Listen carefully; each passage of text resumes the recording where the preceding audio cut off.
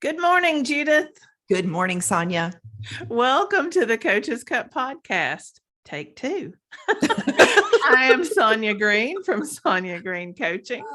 And I am Judith Fender. I am a coach for the No BS weight loss program. We're laughing because we had to cut our first take and start over this morning. We've got it going on. But you know what? We're not going to take it personally, which is our topic today. Right. We are talking about when people say things and we decide to take them personally. Wait a minute. You mean we get to choose what we believe, Sonya? How? Not only do we get to choose, I'm going to go so far as to say we choose every day what we do and don't take as truth. You know, and in our first take, after we cut and did a little pre-gaming, we both agreed that this, while a simple topic, is right now a little graspy for me, particularly because we've done so much work. I've done so much work that when you're not in it and you can see, although I'm not saying I'm perfect by any stretch of the means, it's just nothing is sticking out right now. Right. Exactly. That's the issue. It's not, I mean, I can reach back to lots of examples. Yeah. And somebody could hit me today. Like somebody could reach out today and sting me. They could say something. I'm not aware of what that would be right now because I have worked through a lot of the areas where I used to take things personally. And one of the things that we talked about are evaluations, teaching evaluations. Students do evaluations. And I'm in a group called PhD Mamas on Facebook. Oh, wow. And somebody was talking, and it's just, women who are mothers and PhDs and the challenges. But somebody mentioned the other day a really hurtful comment that a student had written about her. And, I think back to times when there's two types of students who fill out the evaluations. That's part of the problem. There's the students who love you and the students who hate you. But that's going to be true with anything. Just about people who have opinions are going to leave comments. Absolutely. Exactly. And the people in the middle, they don't care enough to leave a comment. So, but the whole thing with taking things personally, this is the hard part to me. If you're going to take it personally, or if you're not going to take it personally, then you won't take either of those comments, either the really positive ones or the really negative ones. Yeah. You'll separate yourself from both of those because your thoughts, your beliefs in yourself come from inside. Right. And, what is so interesting about this is because we make it sound easy and it sounds really clear, but it's not. No. Because just a few short years ago, you and I both were kind of swimming in our own sea of beliefs and taking things personally. But we've learned through this process that the only opinion that really matters is the one we hold of ourselves. Yes. And if someone says something that we do take personally now, we know that is the area we have work to do. There's something to poke around and look at, because if you feel the sting now, you feel it, that is your indicator to look in and see what belief are you holding that you bought into these words that somebody said. Yes. Oh, I love that. Yeah. It's all about your thoughts. Your thoughts.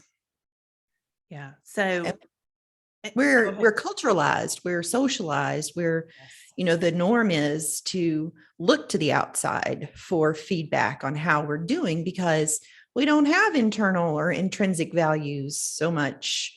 At some point, and maybe, I don't know, it's around 6, according, if I believe everything I read, that we start, evaluating and looking to the outside for our cues on how we are doing, even down to the school system, right? How we're getting grades and how we're showing up in our behavior in class. And I think about my little babies being in school, how they did in school, and how important it was that they looked good and that they behaved well and that they got good grades.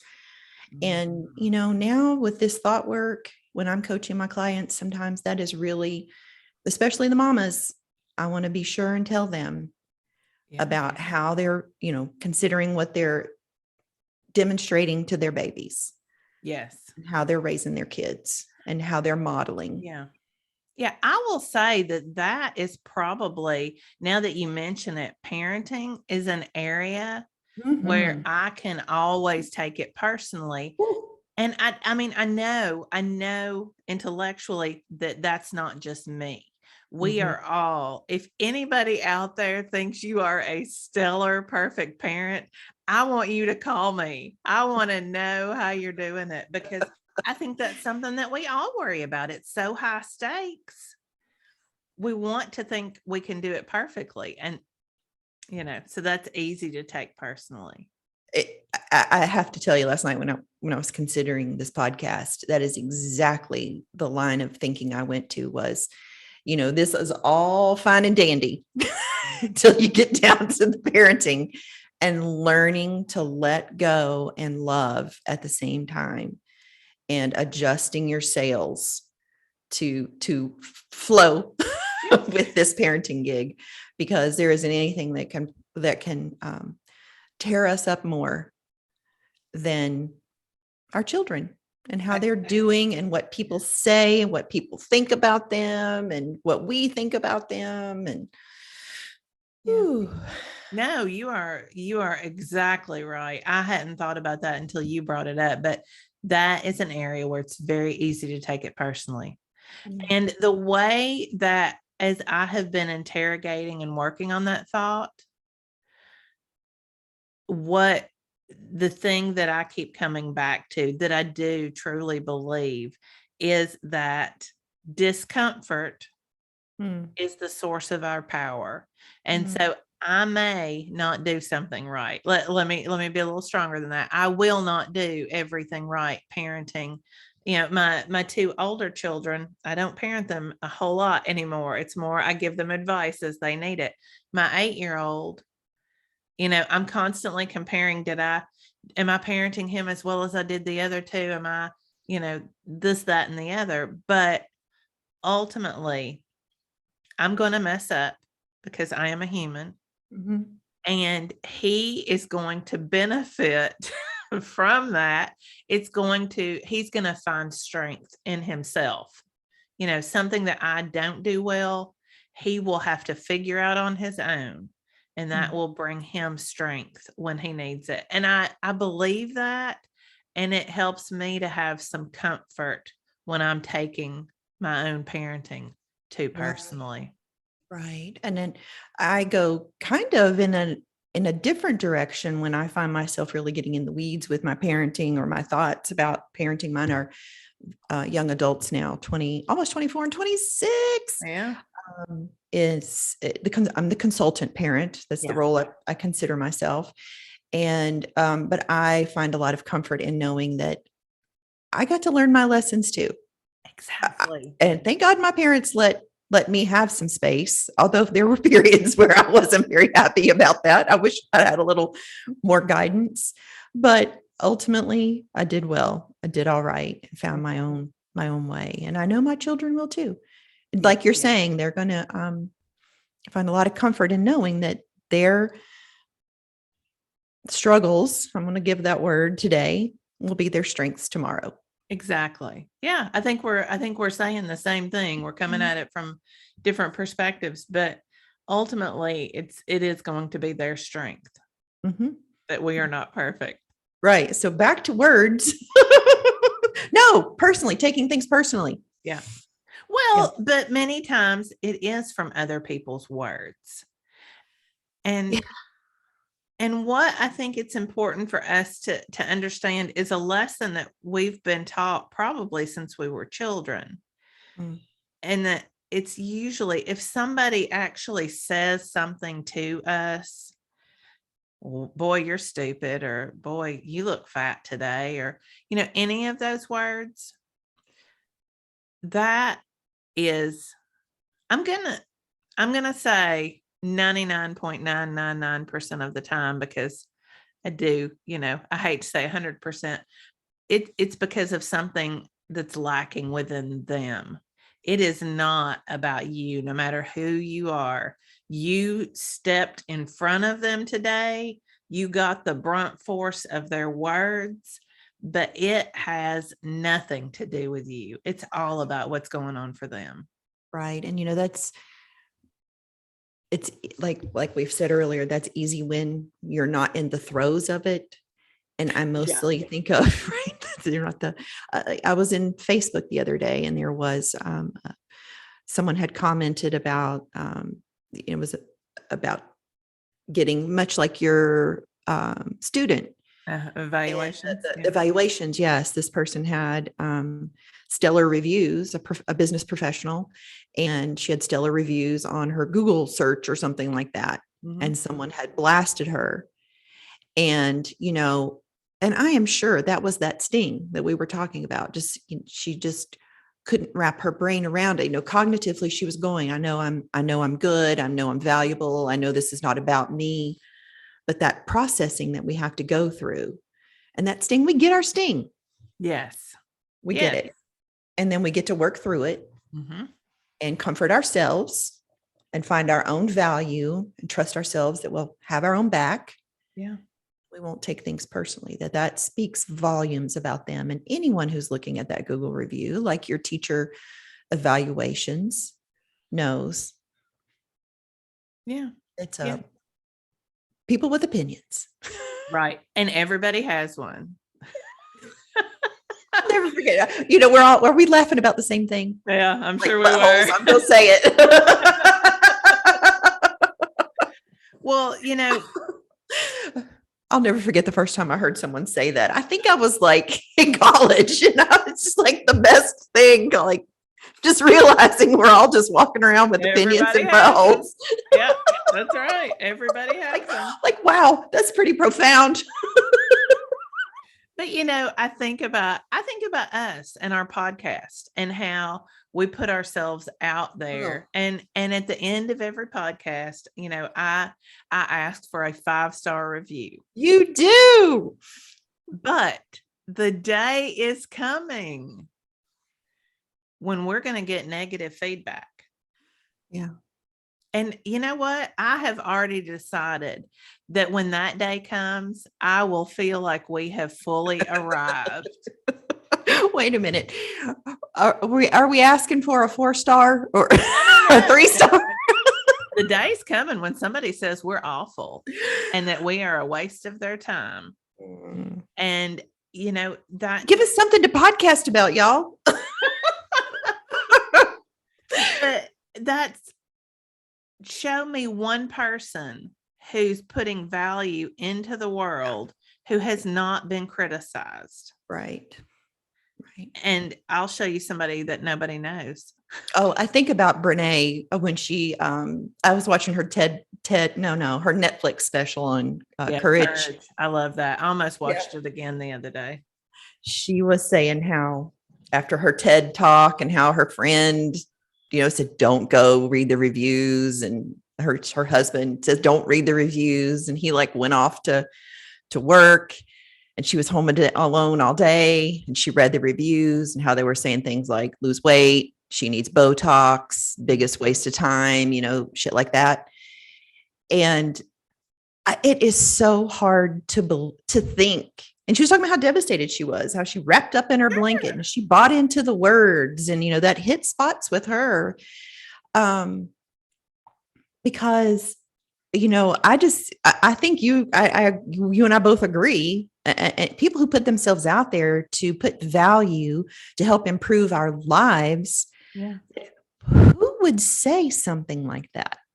trolls come to mind. Yep. Who are these trolls?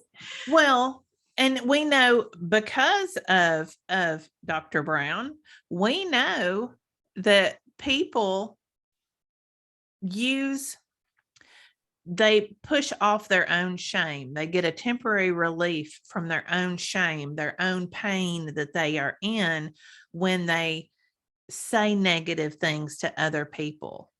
Right, because their internal dialogue is so hot. Yes. And so that's another thing that has really helped me. I know that when somebody has something really ugly to say about me, that I need to take a minute. I mean, it depends on the situation whether or not I want to get involved and say, hey, what's going on with you?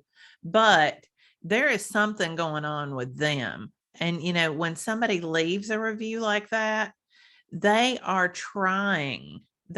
attempting to get some power over their own internal hot mess, and that's the way they're doing it in that moment. It has nothing to do with me. I just happened to be in their line of sight this morning.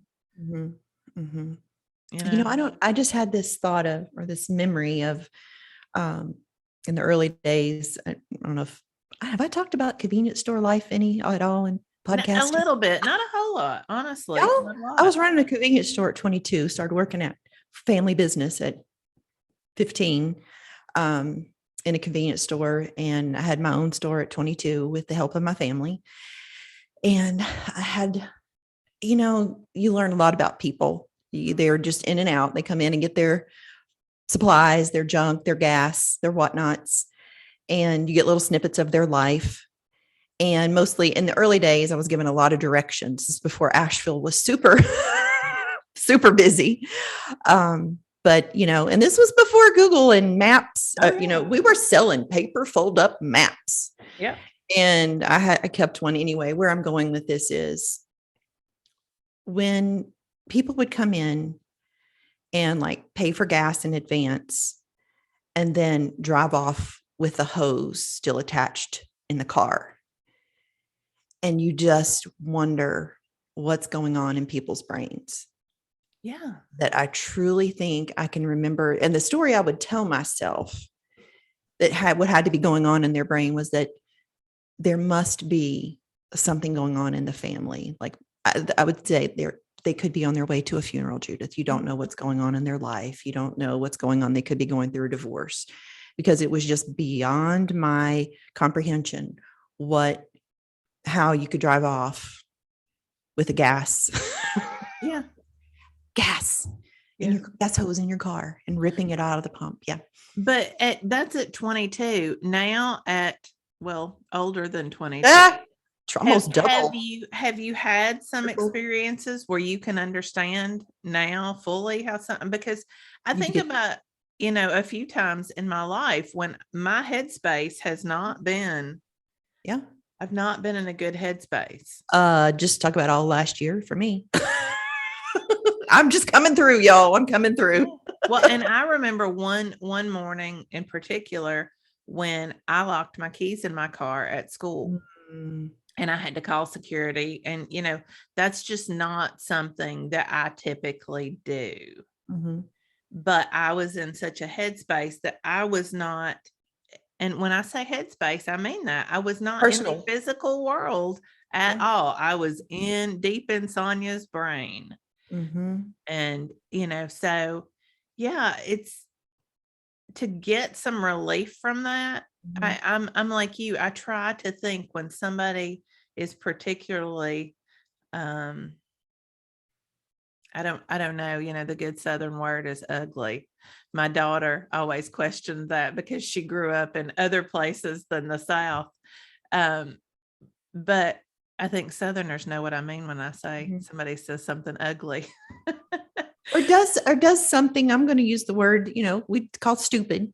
Yeah. Driving off with a gas tank, but I didn't want to label it that because it's dangerous. But to do something like that, their brains clearly. Yeah. It wasn't their intention when they pulled up. Right. And so when somebody says some things to me that are, that are that that way, Mhm. whether it's just thoughtless or whether it's mean, and it could be either. Mhm.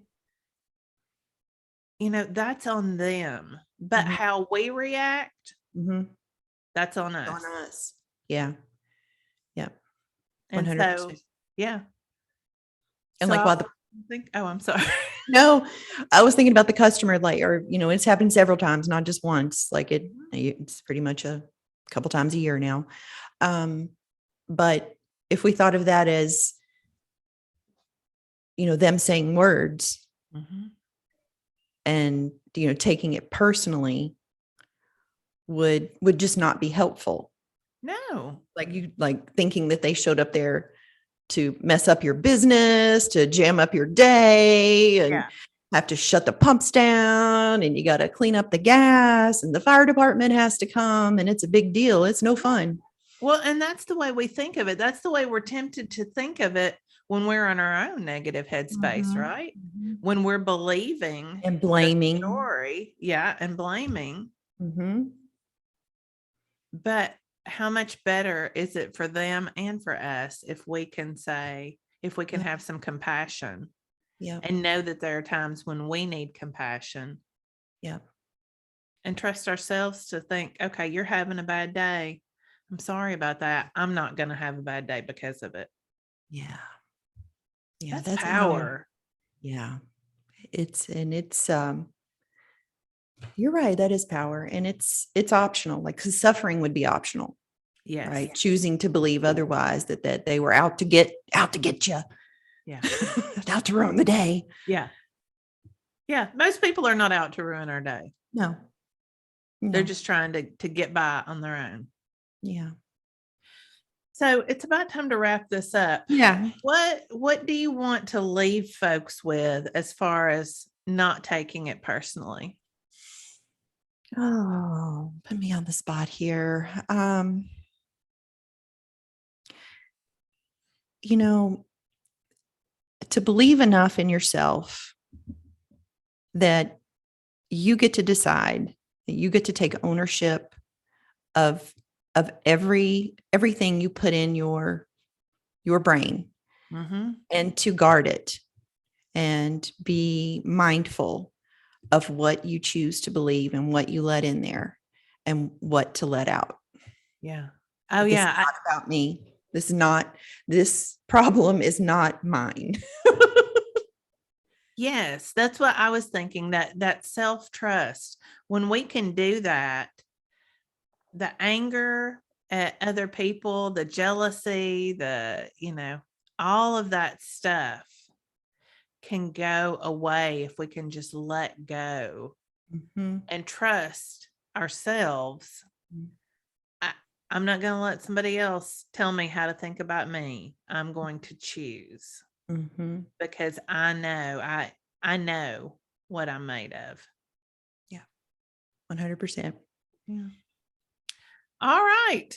Well, if you are looking for coaching on taking it personally or anything else, you can find me at sonyagreencoaching.com or on the Instagrams at Sonya SONYA _green coaching. And if you would like to work with me, if you'd like to lose weight or work on body image or work on taking things personally, you can find me at Losing 100 Pounds with Corinne Crabtree. All right. On the Instagram, Just Judy, JUSTJUDIE. And we would love for you to share this podcast. We would love for you to review this podcast. We would love for you to send it out in the world. Eventually, we're going to get that first negative review, and then I'll know we have arrived. We have made somebody angry. I have a note here that says, at best, you can influence, and even then, that is limited. So we would like to have influence over you. All right, folks. We'll see you next week. Bye.